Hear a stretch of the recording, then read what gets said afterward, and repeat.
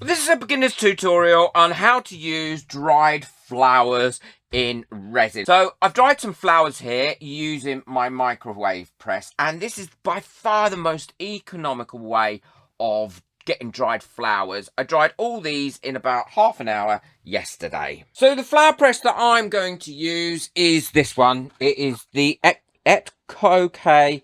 No, I've not said that right. Microwave flower press is great value, and you can do lots of layers with it as well. Although it's really important to read the instructions. It comes with 2 of these elastic straps, but unfortunately I've lost one. So there's nothing new there, is there? And it comes with quite a lot of foam pads and these cloths. And it's really important to prime these first before you do anything else. When I mean prime them, I mean you need to wet them. If you don't, what will happen is they will burn, and you don't want them to burn. So all I do is give mine a quick spray over with water like this. You don't want them sopping wet, but you do want them wet. Okay? And then all I have to do is place that on there like that. And these pads are 100% wool, so you will get a little bit of odour coming from them, and that is nothing. That is really, really normal for that to happen. Place my flowers down like this, and you can have them going either way. It's up to you. Try not to overlap them, because if you overlap them, what will happen is they will stick together, and you don't want that. And then you've got your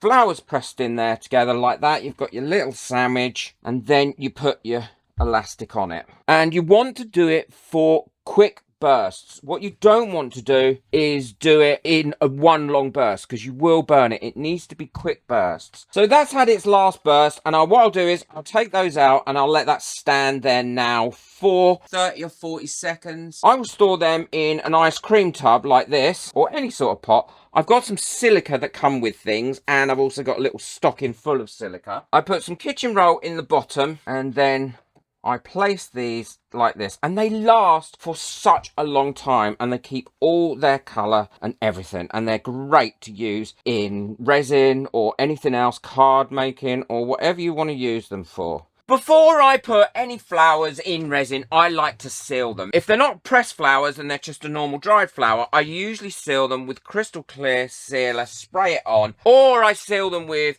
Mod Podge or UV resin. Now the Mod Podge works really well for leaves. So different techniques have different advantages. The second method I like to use is the crystal clear, and I will link one in the description as well, so don't worry. And it doesn't need much, but work in a well-ventilated space, and you have to be careful because the pressure from the can blow it out. Again, with this method, you have to be really, really careful that you're not going to rip the petals when it dries. If it dries and sticks to the mat, because it's quite delicate, it will come off the mat. You need to lift it gently and move it like that once you've done it. And the third method, which is often my preferred method for dried flowers like this, is to use a good quality UV resin. Not only will that not seal them well, but also it will give them a little bit more weight so they don't float around and move around so easily in anything that you're casting. For this one, I'm going to be using the J. Diction high viscosity resin, because it kind of stays where you want it to be and it cures up really, really well. All I do is dome it like this over the whole of the flower. The other thing it will do is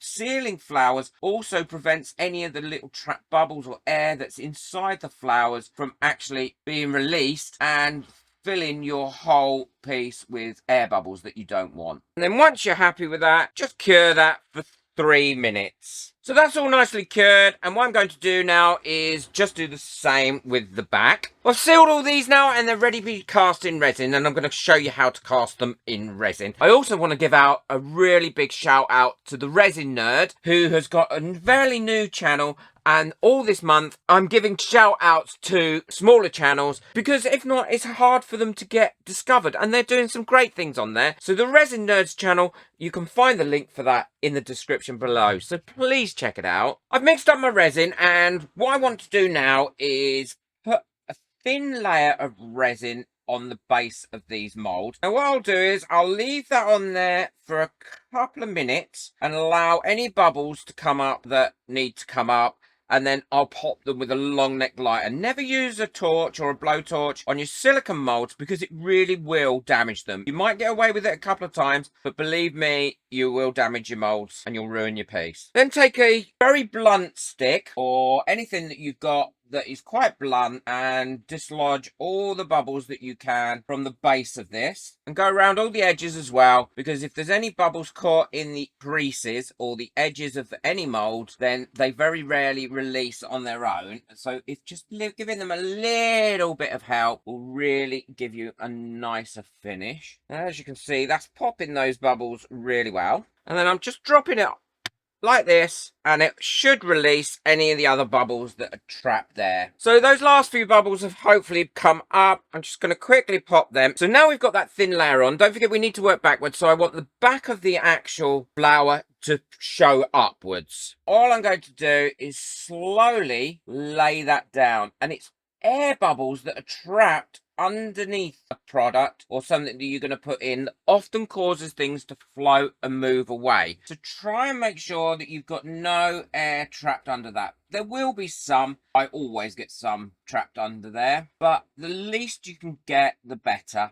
And by going over it like this, it will help push any of those bubbles out. That shouldn't go anywhere. And now the same with my leaves. I'm going to pop a leaf there. And I'm going to pop a leaf there, a little tiny flower there. And these are all out of my garden that I dried yesterday. Because they're laying on the surface, they shouldn't go anywhere now. So I can pop that there to one side while I use this one. Those are the sprayed flowers and the leaves that were used with the Mod Podge. Now, regarding the resin one, this is going to be heavier, so it will sink down a little bit more.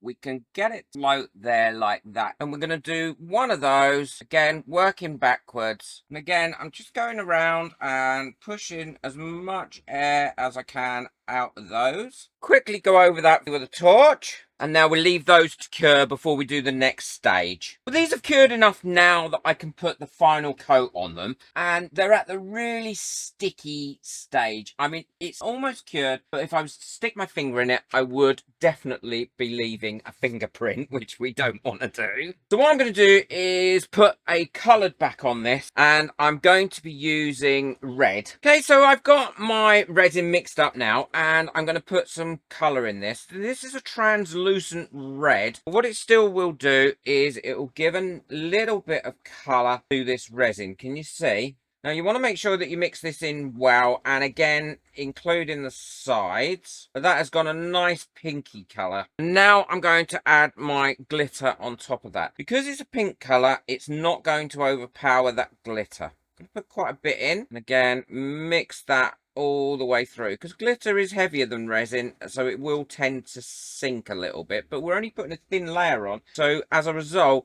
it should stay fairly well in place. And then all I'm going to do is pour that over there like that, and then leave that to cure up. I think they've come out really pretty.